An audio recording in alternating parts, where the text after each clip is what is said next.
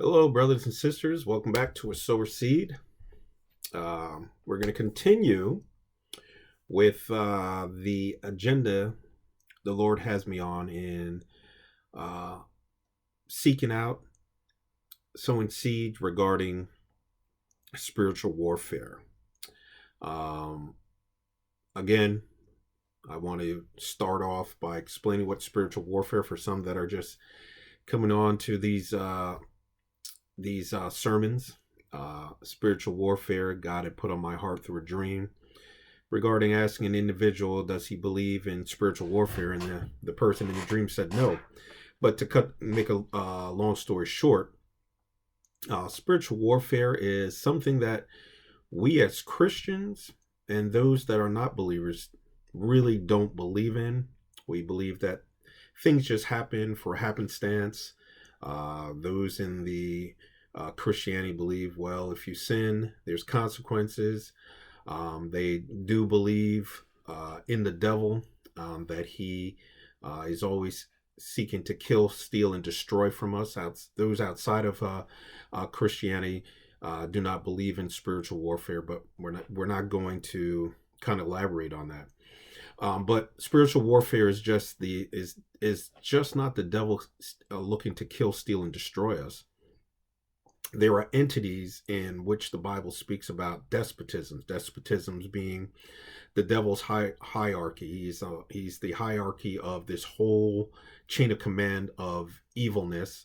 And there's principalities and powers. These are entities, another level of entities, leaders that are positioned across nations and different areas of life. And then there's spirits of wickedness. These are the lower level soldiers who go about doing those, you could call them ground soldiers that go about looking to implement the plan.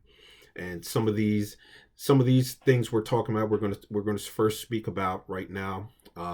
We're talking about these lower level entities in which we think things again happen because of happenstance. Oh, this happened to us or that happened to us.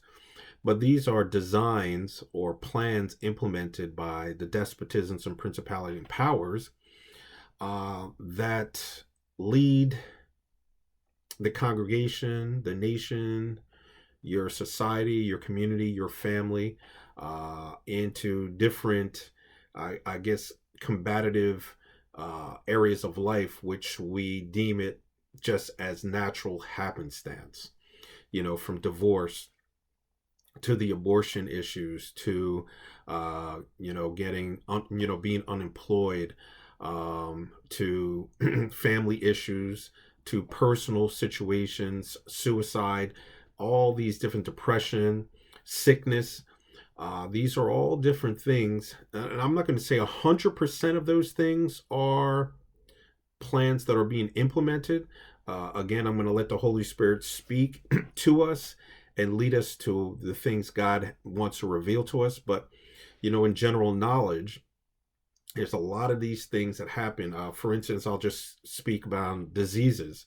There's certain diseases that come about in our lives that are just not because of genetics or, well, this happened to me because of this. Some of those are plans or designed implementation of the plans from the evil realm. That I don't want to go into this next part because that hasn't truly been revealed to me. But from hearing these leaders in in authority who know about this, but there's a court in heaven in which Jesus is the judge, and we could read about it in Job, where the devil goes into the throne room, the courtroom, and says, "Hey, this person's guilty. Let me at them." And this is how certain things happen in our life, where the devil has permission to go ahead and strike the different parts of our lives, and we think it just happened to us. No, there is something that happened in the courts where we're not repentative of it. Let's say, for instance, like unforgiveness. There might be something in our life that unforgiveness releases the devil's plan or plans that he has to disrupt our lives because of unforgiveness in our lives, which some, for some say it's unforgiveness in our lives. Uh, I don't want to go into, hey, you should just release whoever you don't have forgiveness from, and you'll be released from disease. But those are some of the things that I've heard that has happened. But let's stay closer to the subject matter, which is spiritual combat. We need to know, or we need to prepare for combat, not only for our personal individual lives, but our family, our community, our region, our state, our nation, but globally. We need to prepare for spiritual combat so that we could fight from a heavenly standpoint here on earth in authority. Because we all have authority as children of God. We have authority to cast out these demonic powers that are trying to implement their plan. One of the things we're going to kind of look through, we're going to be in Genesis 6. I believe Genesis 6. I'm sorry. Let me look at it. We're going to be looking through Genesis 5 and 6 today. Real briefly in the beginning, what I want to touch upon is family curses and blessings, which is part of spiritual combat. Now, some of the family curses that have been passed down from generation to generation to generation, again, when we get to the position where we're at, or the life where we're at, we think, oh, well, one of the subjects that I've heard about is like addiction or alcoholism. Why is alcoholism so prevalent in our lives? Or somebody just might become an alcoholic out of nowhere. Typically, that's probably not the case. It's a spiritual warfare lineage that has been passed down from generation to generation to generation, and it's a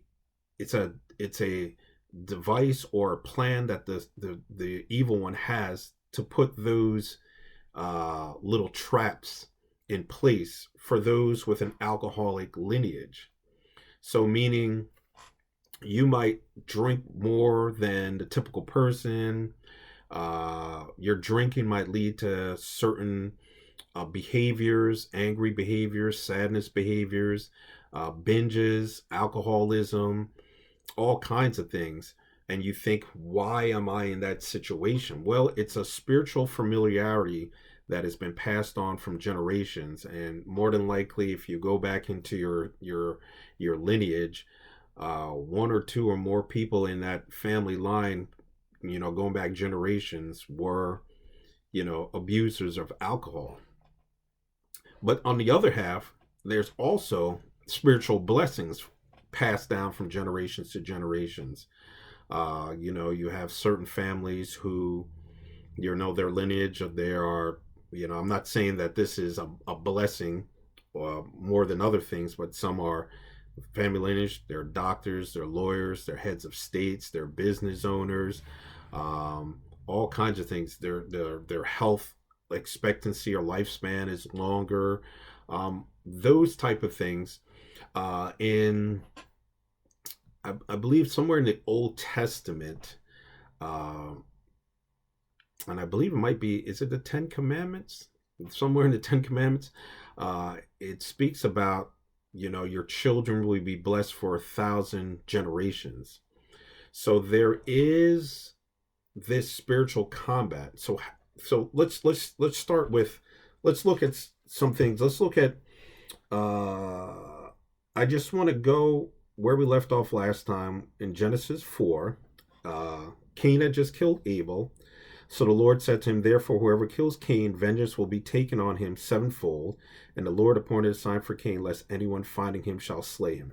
So, even though Cain killed Abel, the Lord made a covenant on the descendants of Cain, that whoever kills Cain, vengeance will be taken upon him sevenfold. So, Those who are in the Cain lineage, who knows, for the several years after, generations after, if you had harmed the head of Cain and maybe his family, his descendants, there was going to be vengeance upon your life.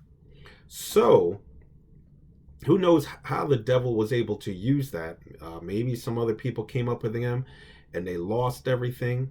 But what I want to say, there's always a covenant, and then it's in that covenant where the devil then uses those loopholes to go against another another facet of someone else's life or the lives that that covenant has been placed upon. So Genesis 4:16, then Cain went out from the presence of the Lord and settled in the land of Nod, east of Eden. Cain had relations with his wife, and she conceived and gave birth to Enoch. Okay, then let's move forward to chapter 5. In chapter 5, it's the descendants of Adam. Okay, we go through the descendants of Adam. Adam had lived 130 years. He became the father of a son named Seth. Seth gave birth to Enosh. Enosh, then Kenan. Kenan, then Mahalalel. Then Mahalalel. Jared, then Enoch. Okay, now I wanted to make a specific point of this particular part, because here's all the descendants. Okay, when we get to chapter 5 verse 21, we start reading. Now if you read each verse in that chapter so far, in chapter 5, it just gave you the lineage of each father and each son and each son's son and each son's son. But when we get to Enoch, it says, and Enoch lived 65 years and became the father of Methuselah. Then Enoch walked with God 300 years after he became the father of Methuselah, and he had other sons and daughters. So all the days of Enoch were 365 years, and Enoch walked with God, and he was not, for God took him. Okay? Now, I wanted, the author here is saying that specifically Enoch walked. Now, I really don't know what this walking, let me see. The original Hebrew adds a definite article before God in both instances. Perhaps this is an indication that idolatry was emerging, but Enoch lived in strict compliance to the will of the true God. By so doing, he recorded of him the testimony that he pleased God. Okay, so here we could hear from Adam to this one, to this one, to this one. Over generations, the notes say that certain idolatries, sinfulness was entering into the generation to generation to generation. But Enoch then pleased God by being in compliance with God's will and said he walked with God. So this is the first part of spiritual combat. There are things that are going on in our lives where we could be the descendants of either the blessings or the cursings of generations before, but we get to a part, say you're part of a blessing, but now you're in a situation where, let's just say something like you're facing jail time, or I don't know, let's just say something, the devil attacks. And once again, when we're talking about attacking spiritually, mentally, emotionally, physically, psychologically, emotionally, financially, all sorts of things, but you're able to rectify or combat that direction where all of a sudden it might just hit and destroy, and you could walk with God, start to be in compliance with God, please God, worship in the Lord, and then God will take care of the rest. Kind of going back to where God put a covenant on Cain. It said if anybody kills Cain, or maybe any of his descendants, there's going to be vengeance. And the same part of curses. There could be curses in your family lineage, but you could be the first to break that curse by starting to walk with God. So this is the part of preparation of spiritual warfare. This is not something, spiritual warfare is not just about suiting up in your military gear, having a gun or rifle in your hand, training for a few weeks out of initial period, and then starting to combat. No, spiritual warfare is something that encompasses more than just what we call the natural combat. The first part of it we spoke about is being, part of it is discipline, recognizing sin in your life, and all these other things that we spoke about in sermons before. But now, the first part of it is starting to walk with God, to start to walk with God. And quite frankly, part of spiritual combat is not you going to combat, going out in the field and starting to, proverbial started to fight the enemy. It's about letting God fight the enemy for you and defeat the enemy before you even walk onto the battlefield.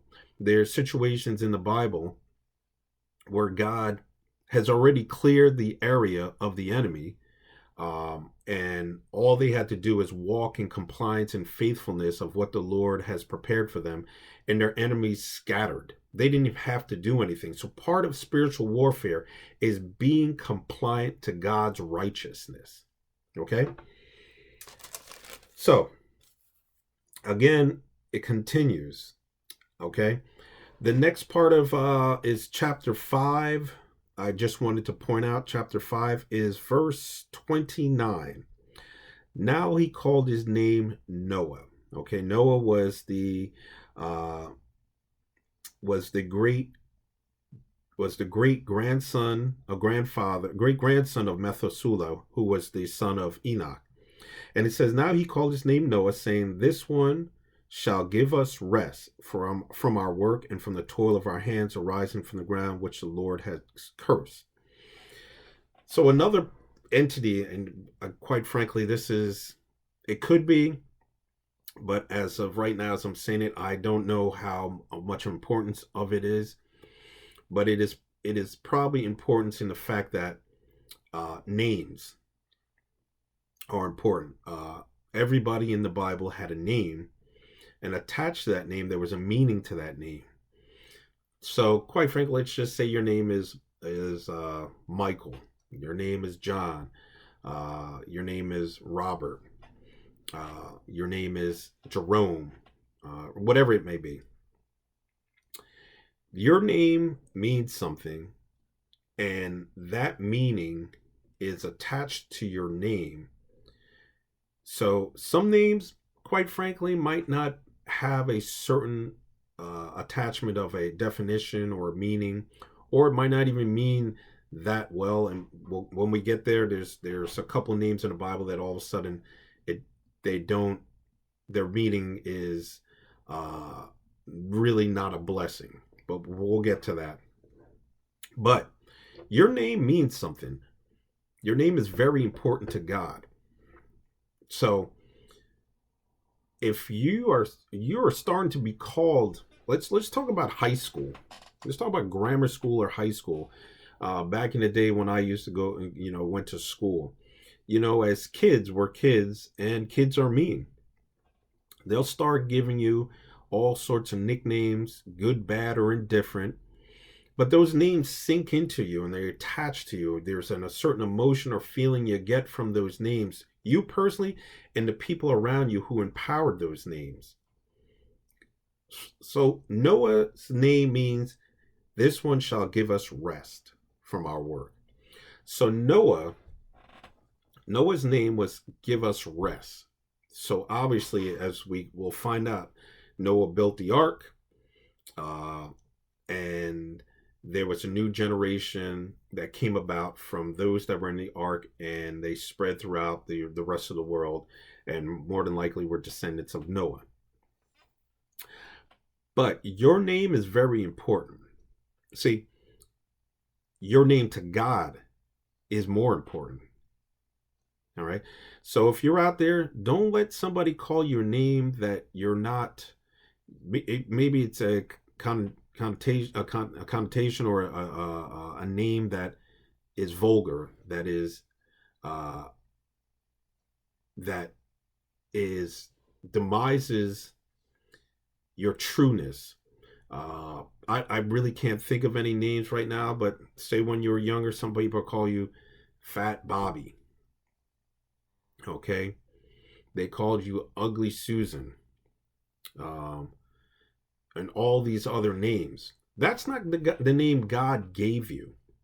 Okay, so what we need to do is bind that curse, because it is a curse that other people are heaping upon you, and you'll live that life out, and you might even rise up to get out of that name, but people will still remember you by that name, your schoolmates, and you'll try in anger to get from under that name, to prove everybody, I am not Fat Bobby, I'm not Ugly Susie, I am beautiful, and all this. But you'll still remember that. It's still going to be a part unless you release it, unless you bind it and just say, I bind that name, that derogatory name from my life. I am Bobby, and whatever the name means to God, and I will live out a life, a blessed life, a peaceful life, a life to glorify God. I just wanted to kind of say that right now. Okay, now let's continue in chapter 6.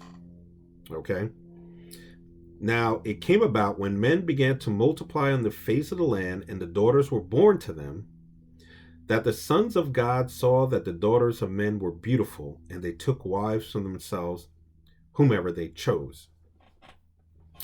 Now, from what I've learned from this, the sons of God saw that the daughters of men were beautiful. I believe from what I've heard, that these sons of God, now listen to this, saw that the daughters of men were beautiful. Okay? So these were heavenly beings. Again, God gives all his creation free will. They have a free will to love God, to be compliant to God, to live a life full of God or away from God. So these are heavenly beings that had relations with women. Now, verse 3, then the Lord said, my spirit shall not strive with man forever, because he also is flesh. Nevertheless, his days shall be 120 years.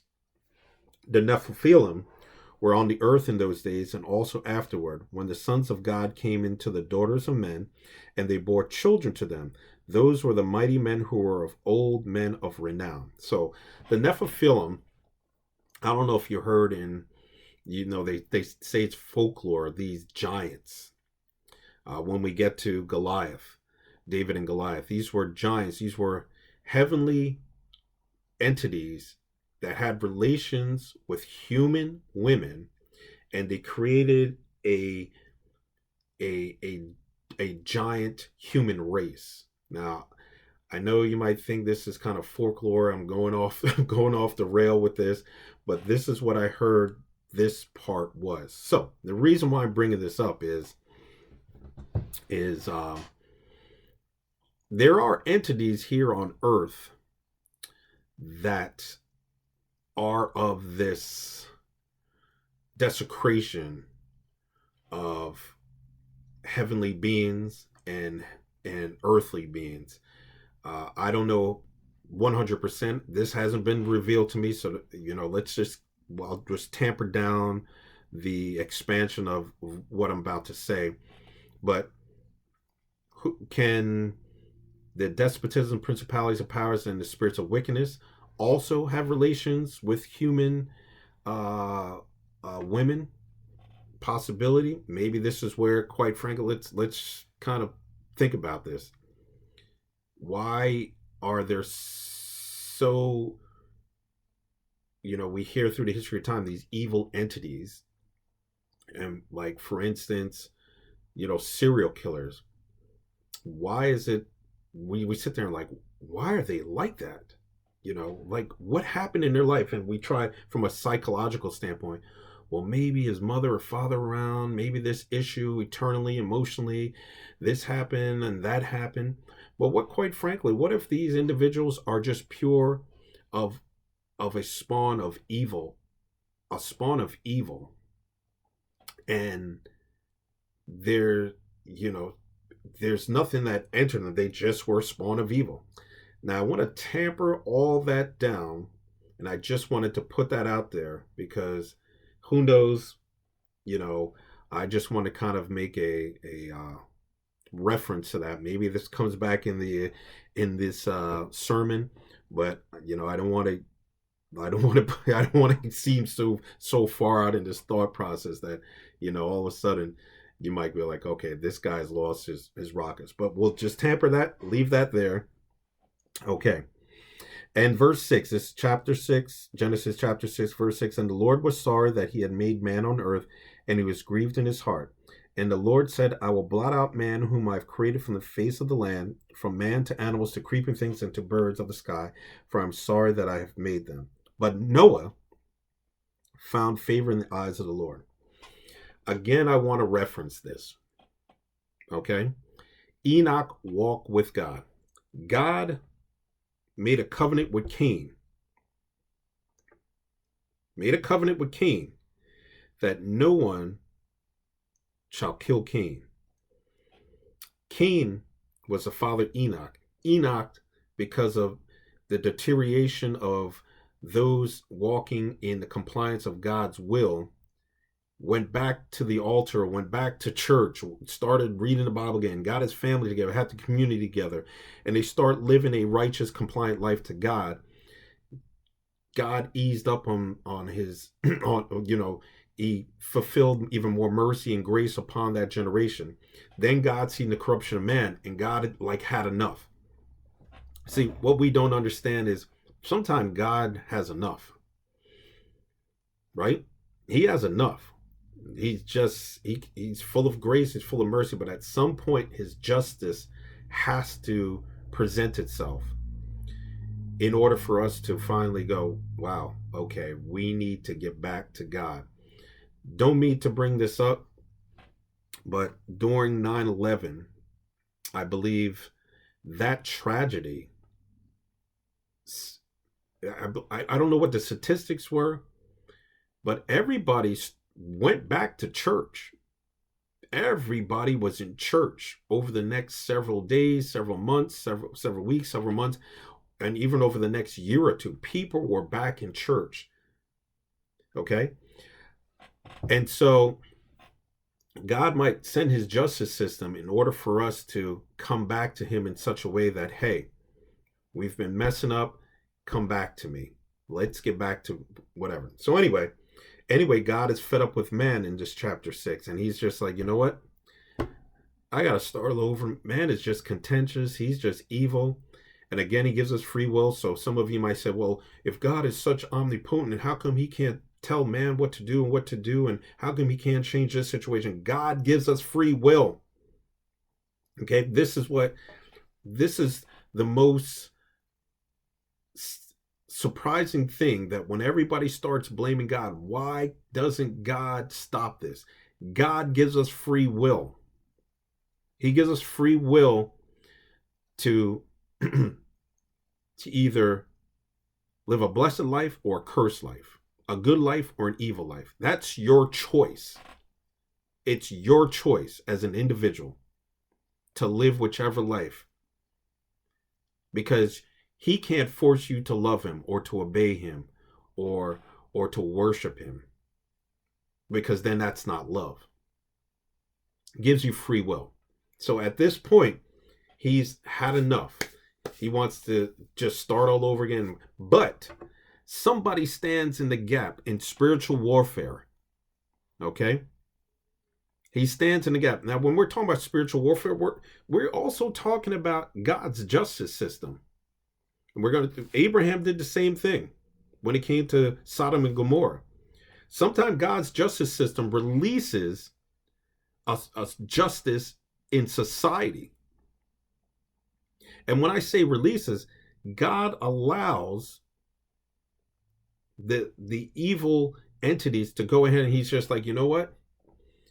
Go ahead and do whatever you need to do, because in the New Testament it says something in the order of like, there was a I think a man who was just living a sinful life in the church, and they were like, you know what? Let admonish him out of the church, abolish him out of the church, let him go into whatever state of he wants to be in, and let the evil come upon him, so maybe he'll repent and return back home in the fullness of the blessings he's been called to. But they were willing to do that. God is willing to do the same thing. You know, if you're a good parent, you are going to punish your children if they do wrong. You know, whatever type of punishment. If you're one of those timeout parents, or if you're one of those parents that beat with the belt, and don't get mad at me and be like, well, that's child abuse. Hey, that's how I lived, and I'm not dead. Okay? My feelings are not hurt. I'm not like, I was abused as a child, and my feelings are not hurt. But Noah stand in the gap. So when Noah stands in the gap because of the generations that have came about, he is now saying, God, please do not render your verdict. Do not release this disaster upon us without please. And there's a part in the Bible that says, God says, remind me of the things you have done. So Noah more than likely reminds him that, hey, I've been compliant, me and my family, we love you. You know, look upon us. Please don't destroy everything on the earth. Tell us what you need to do. And that's part of a spiritual warfare. It's standing in the gap. You know, your family might be going through a situation where your children or your wife or your husband, your parents, your brothers, sisters, uncles, aunts, neighbors, community, whatever it might be, your country, they're going through warfare. There's division, there's chaos. And you're wondering, why have we come to this point? Why are we not living in peace anymore? Why are we against each other? It is because God is getting tired, and he's allowing certain things to enter, because he's getting tired, and he's allowing this thing to happen. But we, as warriors, as soldiers in spiritual warfare, could stand in the gap and say, Lord, forgive us. Please look on the remnant of us that are living a compliant life to your will, of your righteousness. Reverse your edict and save us. Let us know what you need us to do in order for your grace and your mercy to continue, your love to cover us, so that we could continue to live an abundant, prosperous, full of wisdom, full of love life. This is what Noah's doing. So I'm going to skip. I'm going to read this part, and then we're going to skip, and then we're going to stop. Okay, verse 9. Once again, Genesis 6, verse 9. These are the records of the generations of Noah. Noah was a righteous man, blameless in his time. Noah walked with God. Again, Noah walked with God. Enoch walked with God. So God is pleased. God is looking for one person in your family, one person in your community, one person in your state, one person in your nation. He's looking for somebody to walk with him. And when we talk about walk with him, remember when we read in Genesis, God always came in the cool of the day to walk and talk and spend time with Adam and Eve. God is looking for someone in your family to sit there each and every day, to stand in the gap, to walk and talk with him. God just wants to spend time with us. He wants to spend time with your son. Now, again, let's think about this from a world or earthly sense. If you're a loving father or mother, you want to spend time with your children. You know, when your children are younger, from days old up until that pre-teenage years, you're spending, if you're, once again, I'm not saying there's time issues that other families have to do. So I'm not saying you're not loving if you don't do these things, but let's take for an example.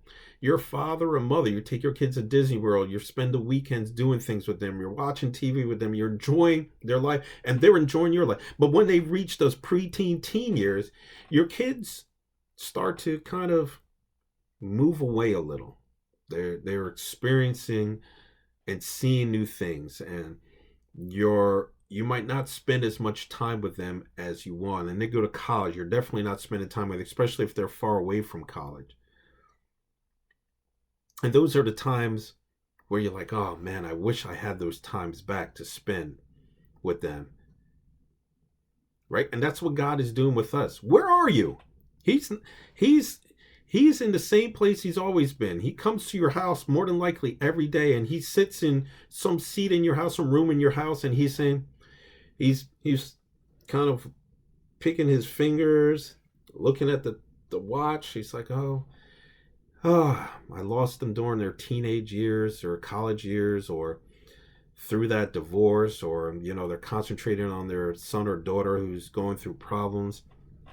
But I wish they would just come back to me and spend that hour of the day with me. I would tell them that I'm going to take care of the situation for them. I'm going to help them to combat that spiritual plan, that divisiveness has come into their lives. If they would just come and spend time with me, walk with me. That's what God wants. And this is where we're going to end today. Part of spiritual warfare is knowing the covenants of God. It is walking with God, standing in the gap for whatever situation might come about. Job, he was living an abundant life, but he would go and spend time with the Lord every day.